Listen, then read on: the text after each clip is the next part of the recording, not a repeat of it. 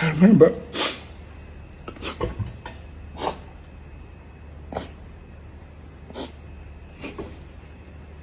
I went down on the floor, I started crying. By the time I opened my eyes, everyone had left the room. When everyone left the room, my mom said, why am I crying? But they just told me a good news. I told her, what's good about this news? What is good about this news? I went to the wardrobe because it's my room. I started packing my bags.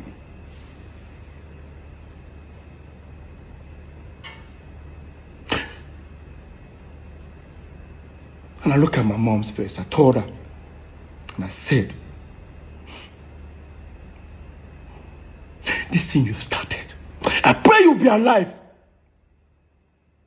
to witness the end. Well, nimeanza kwa kuwekea hicho kipande kifupi cha video ili nikudhihirishie kwamba hii part ambayo ni part 8 ya video za Peter imewaumiza watu wengi sana kutokana na story aliyoizungumza kwenye sehemu hii. Sasa utaelewa kwa nini amelia hapa katika simulizi hii ambayo anaendelea kueleza ugomvi wake na ndugu zake Jude pamoja na pacha wake Paul. Katika sehemu hii ya 8 ametoa simulizi ambayo ina maumivu makubwa zaidi kuhusu maisha yake binafsi, uhusiano wake na mkewe Lola Omotayo pamoja na namna anavyodai ndugu zake hasa Jude na Paul walivyopinga uhusiano huo tangu mwanzo kabisa. Katika sehemu hii Peter ameanza kwa kujibu kauli ya Jude ambaye alikuwa ameahidi kutoa naira milioni 1 kwa mtu yoyote ambaye angeonyesha ushahidi wa ujumbe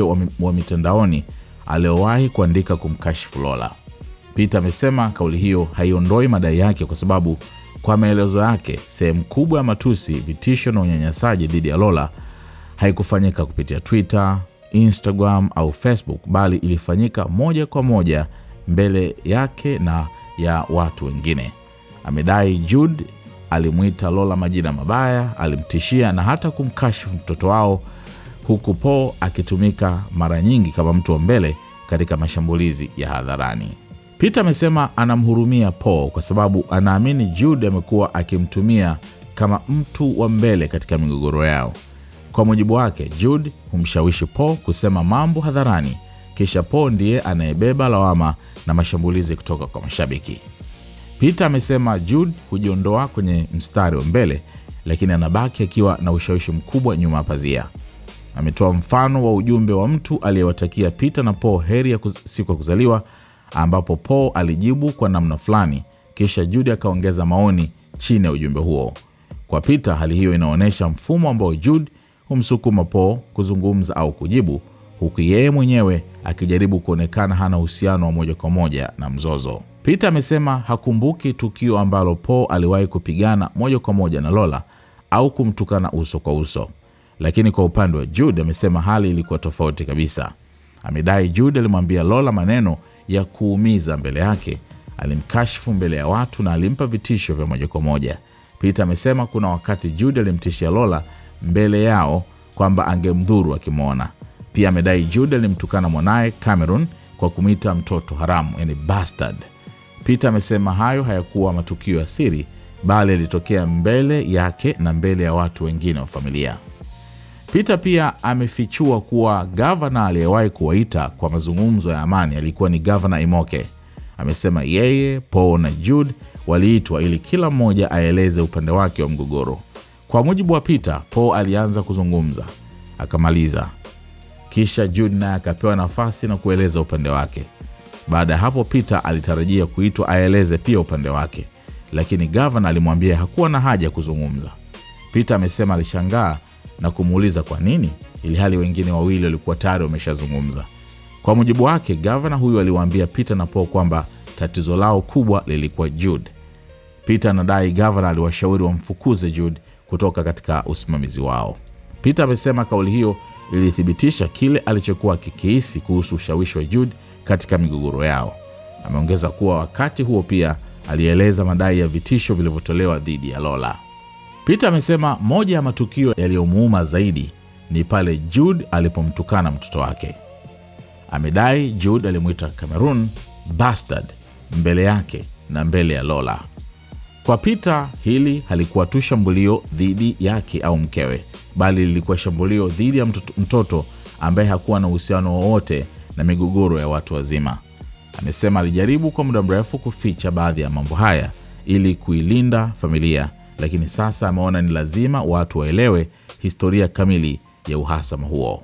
Peter alirudi nyuma kueleza kipindi ambacho Lola alikuwa mjamzito wa mtoto wao wa kwanza, Cameroon.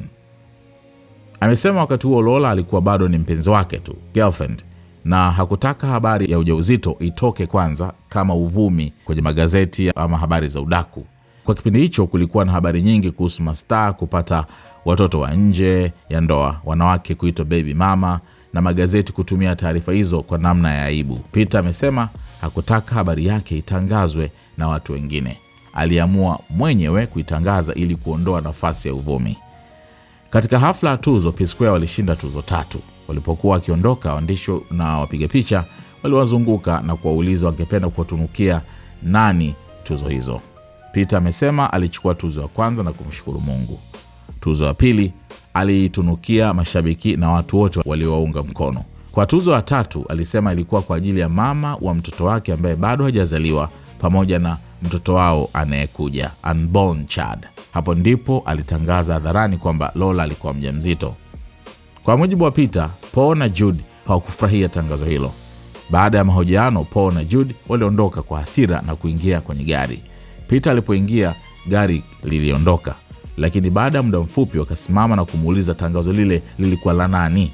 Peter aliwaambia alikuwa akimzungumzia mtoto wake mwenyewe. Anadai walihoji kwa nini amefanya hivyo na kumwambia tangazo hilo lingeweza kuharibu kazi yao. Peter alikataa hoja hiyo, akisema ujauzito wa mpenzi wake haukuwa jambo la kuharibu kazi ya P.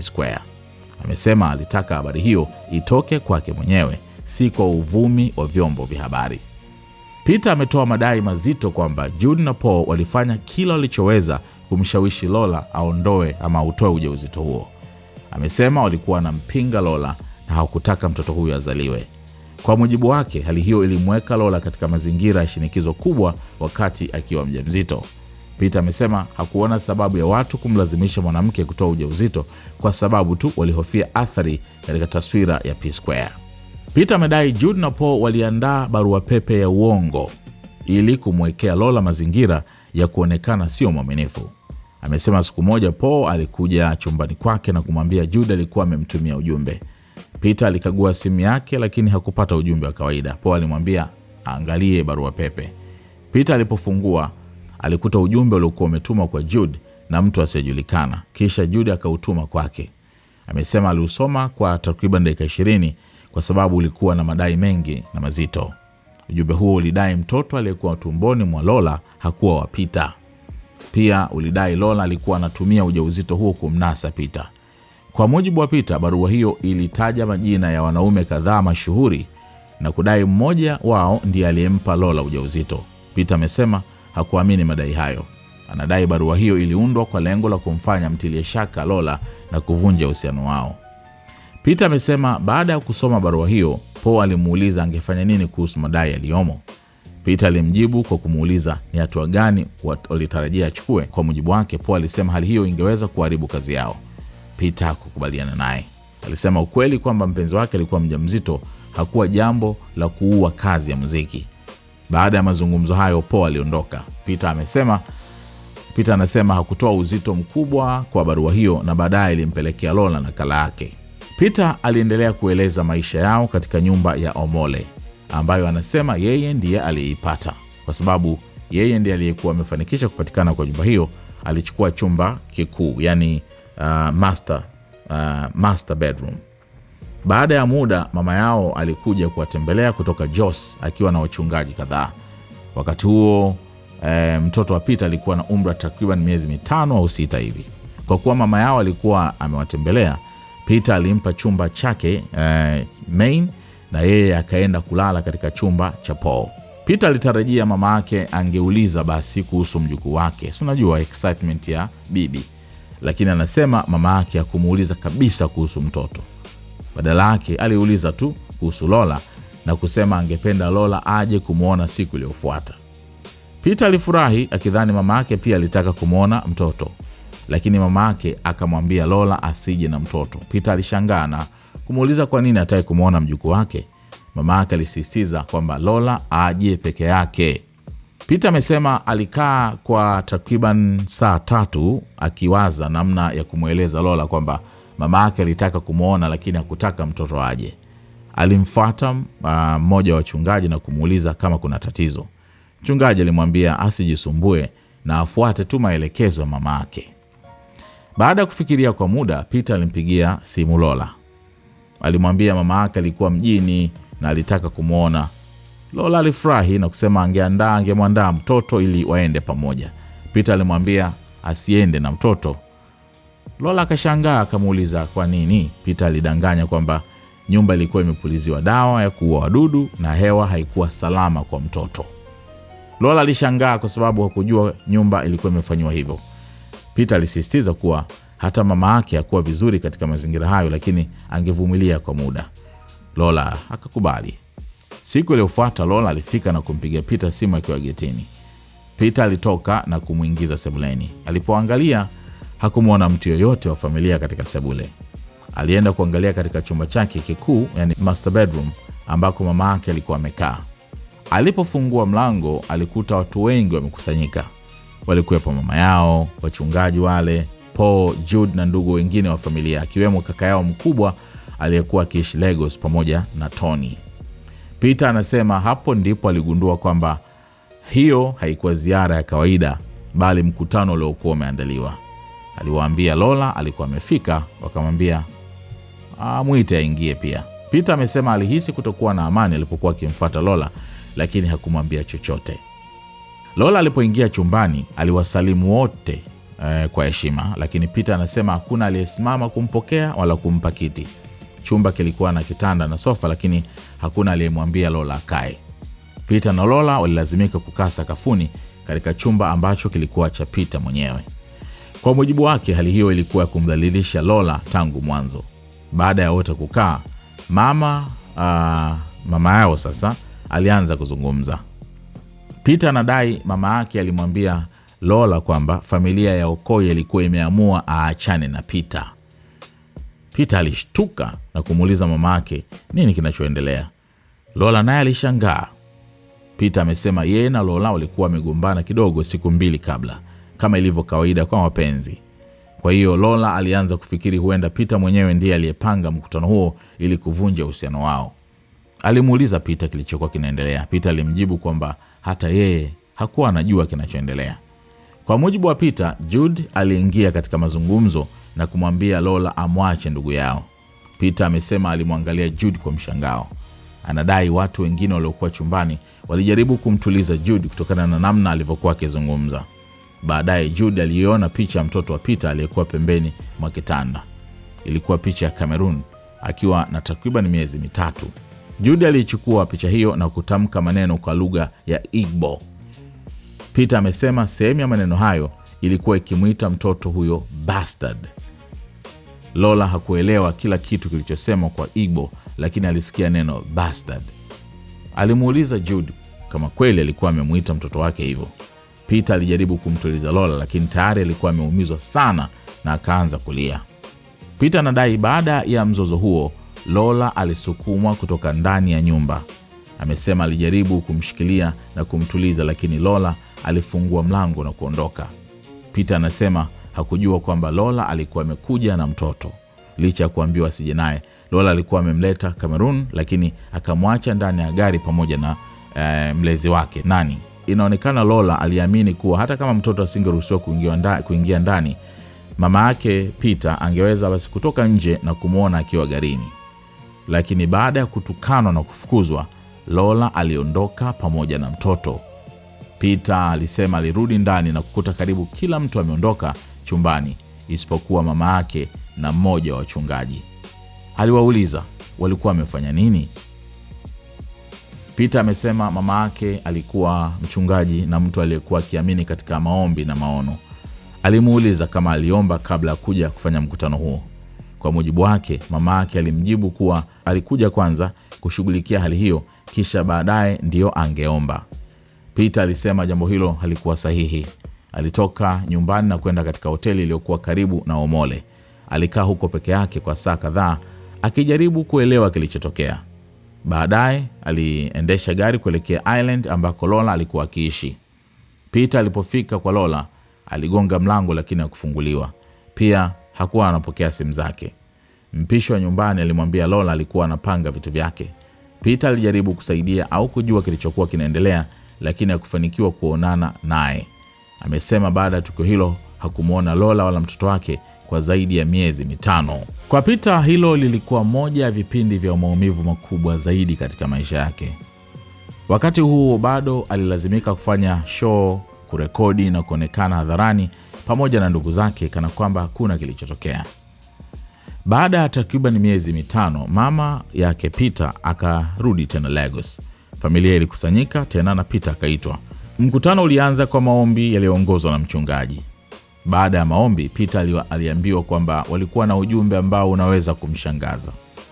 Mchungaji alizungumza kwa muda akijaribu kumtayarisha kwa kile ambacho angesema. Peter alikuwa amekaa karibu na meza iliyokuwa pembeni mwa kitanda. Wakamwomba awape picha mtoto wake, ile ambayo Jude alikuwa ameishikilia wakati wa mzozo wa awali. Baada ya kuangalia ile picha, Peter anasema aliambiwa kuwa roho ya Mungu imeonyesha kwamba Cameroon alikuwa damu yake halisi. Kwa mujibu wake, waliambiwa kwamba yeyote ambaye angemkashifu mtoto huyo tena angekabiliwa na adhabu kubwa ya kiroho. Peter aliposikia hivyo, alianguka chini na kuanza kulia. Watu waliokuwa chumbani waliondoka wakimwacha na mama yake. Mama yake alimuuliza kwa nini alikuwa analia, ili hali alikuwa amempa habari njema kwamba mtoto huyo alikuwa kwake. Peter alimjibu kwa kuuliza ni jambo gani jema katika taarifa hiyo. Kwa upande wake tayari alikuwa ameumizwa. Lola alikuwa ameondoka na alikuwa hajamuona mwanawe kwa miezi 5. Kwa hiyo uthibitisho wa baadaye haukuweza kufuta madhara yaliyokuwa yameshatokea. Sasa hapa ndipo ambapo amelia sana. Alipofika kwenye hii moment, amelia sana katika video zote alizoweka Peter. Hii part 8 kwenye hii sehemu ambayo walimwambia kuhusu mtoto, amelia sana hapa. Hasa amesema baada ya mazungumzo hayo alifungua kabati na kuanza kupanga nguo zake. Alimwangalia mama yake na kumwambia kwamba jambo hilo lilikuwa limeanzishwa na familia. Akamwambia anatumaini mama yake angekuwa hai kuona mwisho wa kile walichokuwa wamekianzisha. Baada ya hapo aliondoka na kurudi katika hoteli ile aliyokuwa amekaa baada ya mkutano wa kwanza. Kauli hiyo ilikuwa nzito, hasa kwa sababu baadaye mama yao alifariki kabla mgogoro wa P-Square kufikia kilele chake. Peter amesema akiwa hotelini alianza kuwasiliana na rafiki mmoja wa familia ya Lola. Rafiki huyo alikuwa na mtoto alikuwa mkubwa kidogo kuliko Cameroon. Peter alikuwa akimpigia simu mara kwa mara na kumuuliza kama anajua Lola alipo. Rafiki huyo alikuwa akisema hajui, lakini Peter amesema wakati mwingine alipokuwa akizungumza naye alikuwa akisikia mtoto akilia nyuma, ni kwenye background. Hilo lilimfanya ahisi huenda Lola na Cameroon walikuwa karibu na mtu huyo, lakini hakupata uthibitisho wa moja kwa moja. Mwisho wa sehemu hiyo, Peter alianza kueleza kwa nini hakuwepo wakati mtoto wake Cameroon alipozaliwa. Amesema alikuwa amenunua tiketi na alipanga kusafiri ili ahudhurie kuzaliwa kwa mwanawe. Lakini kabla ya safari hiyo kulikuwa na show iliyokuwa imepangwa Aqua Ibom. Sasa video hiyo imeishia wakati Peter akiwa ameanza kueleza mazingira yaliyomzuia kufika wakati mtoto wake anazaliwa. Na amesema video hiyo inaendelea katika sehemu inayofuata, yani part 9 ambayo ataiweka. Kwa hiyo sasa hivi ameingia kwenye ile moment ama yale mambo ambayo ni mazito zaidi ya familia. Na kama ambavyo umeona katika hii video, amelia sana pale ambapo akisimulia mkasa mzima wa mtoto wake Cameroon pamoja na walivyomfanyia Lola. Please, I want to ask you people, I have 1 million naira to send to anybody that can go on Google and find any time I posted a tweet or Instagram or Facebook or whatever, any defamatory whatever on Peter's wife. Please, the first person to send that thing to me on my DM will win 1 million naira. Jude. Now you see, statement like this, that you're going to offer 1 million naira, this is where I feel pity for Paul. Guys, I can guarantee you guys, Jude, we all know. Jude, you know you use Paul as a decoy. Yes. You try to manipulate Paul to say some things online so that at the end of the day, you're not setting up Paul for dragging. Now look at what you just said. Meanwhile, look at the innocent post Ola posted to wish I and Paul happy birthday. That's Paul's response. Now look at Jude's comment underneath.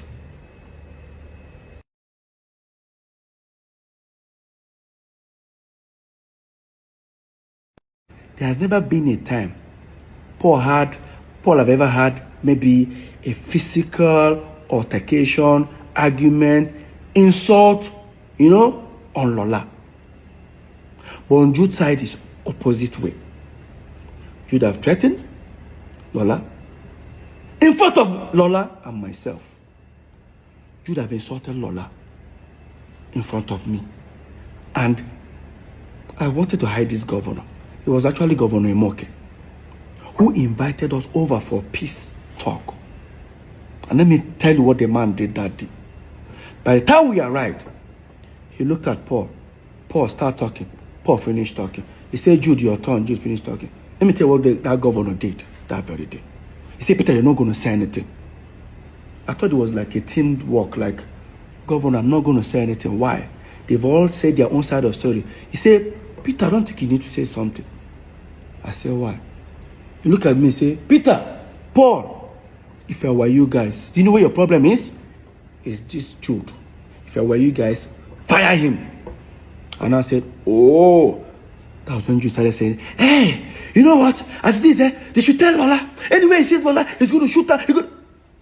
Jude, you have so many times, countless times, insulted Lola in front of me, in front of people, in front of saying that tata. In fact, I don't want to even say this one. What if I tell you guys that Jude have insulted my son? Jude called my son a bastard in front of me and Lola. And yes, I will tell you guys this short story. Maybe I wanted to hide it. Some years back, when my girlfriend then Lola was pregnant, I didn't want the news to break me. I decided to break the news. Because then, there was too many baby mama of so celebrity, baby mama, so celebrity gave birth, so celebrity impregnated. I didn't want that to happen to me. We went for a Sound City Awards. We won 3 awards that day. When we were leaving the venue, the paparazzi, the media people gathered us. Of course, we held the awards. We were having more like an interview. Next thing I did was, they said, well, who are we dedicating the awards? I picked up the first award. I said, this award is for God, I am Almighty. I praise God with that one. Second one award, I said, I dedicate this award to the fans and to everyone who has supported us. The last one, I say, this one is for the mother of my unborn child and my incoming son. Next thing, Paul and Jude walked away from the media setting. They picked the car, turned around, and entered the car. We drove. Left the venue towards headed to 3rd Main, and Jude pulled over and said, what was that for? I said, what's the problem? Do you know how this thing is going to ruin our career? I said, how ruin our career? I don't want the news to break me. I decided to break the news. The last thing I want to see online is start saying, this idiot, this is that. No, once I break the news, it's no more going to be a rumor. By the time we go home in Omole, next thing I heard from Jude, she must come out that Pekin. That woman must come out that Pekin. You're talking to her. Do you know how old I was that time, Jude? I was almost 27. Nothing that Jude and Paul didn't do for Lola to take that pregnancy out. To a point, they forged an email. Jude and Paul forged an email. I'll try and trace that email. To frame Lola up. I was on my own in my room one day. Paul came to me and said, Jude send you message. I checked my phone. He said, no, not before phone. For your email. I checked. I read that email for nearly about 20 minutes. An unknown person sent an email to Jude. Jude now forwarded it to me. The things I was seeing there were rubbish. Oh, that my son is not my son. According to them, that the unknown person claimed that my son is not my son. That Lola is using the child to trap me. That I don't want to name some notable names that they mention. Mention about 4 notable names. That is that either of them that got Lola pregnant. He said, you don't read and finish. I said, what you go do about her? I said, what are you expecting me to do? Peter, this thing go kill our career. Kill what career, Paul? That my girlfriend is pregnant. Kill what career, Paul? Paul left. I didn't bother. I forwarded that email to Lola. But let me take you guys back a little bit. So, we moved into Omole some years back. Almost like 16 years ago. When we moved to Omole, I was one who found the house, the duplex we were living there. Because I found the house, I have to take the master bedroom. Right? When we moved into the house, our mom came. She visited us. From Jos, she came. I greeted my mom. This was like when my son was like 5-6 months old. When my mom visited, of course, I have to give my mom the master bedroom, and I joined Paul's room. My mom didn't come in. No, she came out. You all know our mom is a pastor. She came with 3 of our pastors. When my mom came, next thing, I greeted my mom. I was just smiling.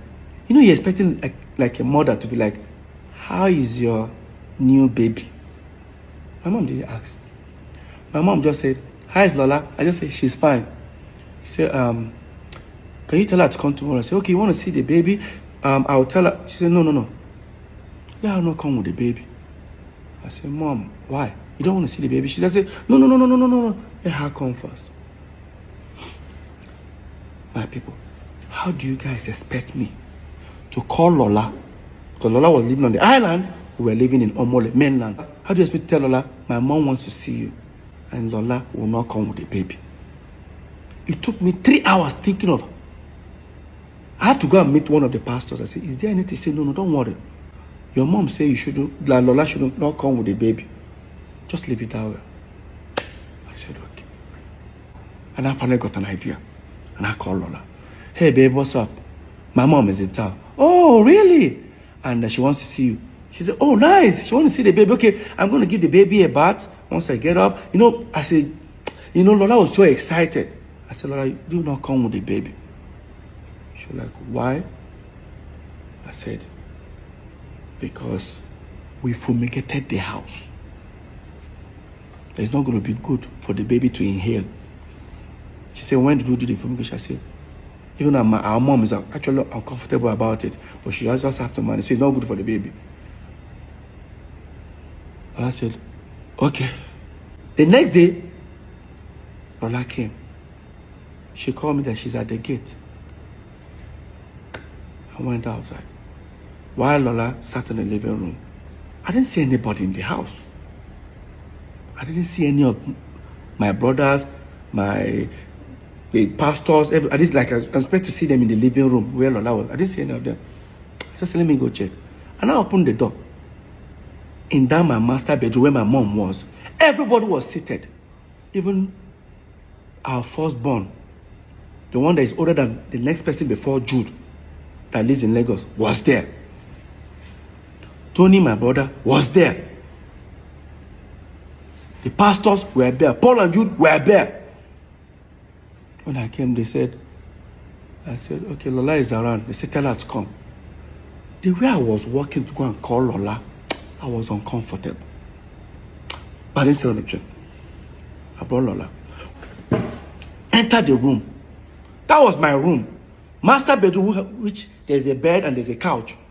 Nobody stood up to say, hey, Lola, sit down. Lola just entered. Good morning, ma. Everybody get it. Nobody even cared to say, Lola, come and sit down here or anything. Nobody. I and Lola sat on the floor in my room. I and Lola sat on the floor. Next thing my mom said, young woman, we the Okoye families here have decided you should leave our son alone. I said, Mom, what's going on? Next thing. Now, because 2 days before that moment, me and Lola had a little quarrel, as a couple quarrel. Lola was looking at me thinking, maybe I planned it to exit the relationship. Lola just said, babe, what's going on? I said, Lola, come on. I said, Mom, what's going on? Next thing Jude just said, leave our brother alone. I look at Jude's face. It is like Jude said, it is like carry water from mouth. I'm like, hey, can anybody? Everyone there tried to calm Jude down. Next thing, Jude just stretched his hand. Because in that my room, I have my son's picture when he was 3 months old by the side of the bed. Jude stretched his hand and picked it and looked at it. Guess what came out of Jude's mouth? For those who understand Igbo, as the way you run now, oyene, unwabu bastard. All Lola heard was bastard. Lola just said, did he just call her? I saw the pastor. I said, Lola, I was just trying to calm Lola down. Lola started crying. Guess what happened? They pushed Lola out of the house. Yes. I was trying to hold Lola. By the time I would tell Lola, stay down. Lola, calm down. Lola just opened the door. I opened the door to talk. As I opened the door, I didn't even know that Lola came with our son, with the nanny in the car. Lola still brought our son in the car. That means she was like, to her, like, okay, even if our mom, if the child cannot enter the house, her mom can come outside and see the baby in the car. That's how Lola jammed the door, zoomed off, and went back inside. Everybody have left the room, except my mom and one of the pastors. And I said to them, what have you guys done? I told Mom, did you pray before? Our mom, our mom sees vision. I won't lie to you. I asked my mom, I said, did you pray before coming? Next thing our mom said, she came to take care of the situation before she can go and pray. I looked at my mom on her face. I said, this is not right. I left. Guess where I went to? I went to a hotel nearby in Omole. I stayed there alone. For hours. I waited till a particular time. I drove, went to the island. I knocked at the last door. Knocked, she wasn't picking the phone. The cook now came. She said, Madam, don't pack her things, so come out. I said, I'll help her pack some bags. I didn't see Lola and my son for over 5 months. 5 months after that incident, my mom came back to Lagos, gathered everybody again, sent for me. I came, I sat down. You guys would have imagined the trauma that was going on with my brothers. We're still doing shows, doing everything together. We sat down. I sat down with everyone in the room again. Here's what happened that very day. The pastor started with the prayers, finished the prayers. And I said, Peter, what we're about to tell you, you might be disappointed. But take it that they say God works in wondrous ways. This might be one of them. As the pastor was, talking, Jude was just hissing. But this time I was now sitting close to the table near the bed. And I said, Peter, stretch your hand, let me have your son's picture. He said, don't worry. I just stretched. The same picture that Jude made that statement on. Now look at the picture. Peter, the Spirit of God said we should tell you this. That if anybody insult this boy again, if he's killed, kill that person. This is your blood.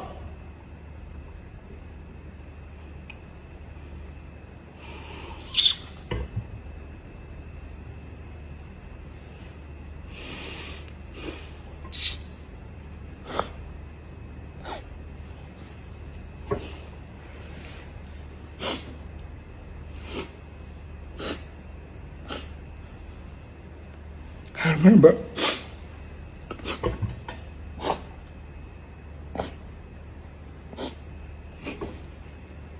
I went down on the floor, I started crying. By the time I opened my eyes, everyone had left the room. When everyone left the room, my mom said, why am I crying? That they just told me a good news. I told her, what's good about this news? What is good about this news? I went to the wardrobe because it's my room. I started packing my bags.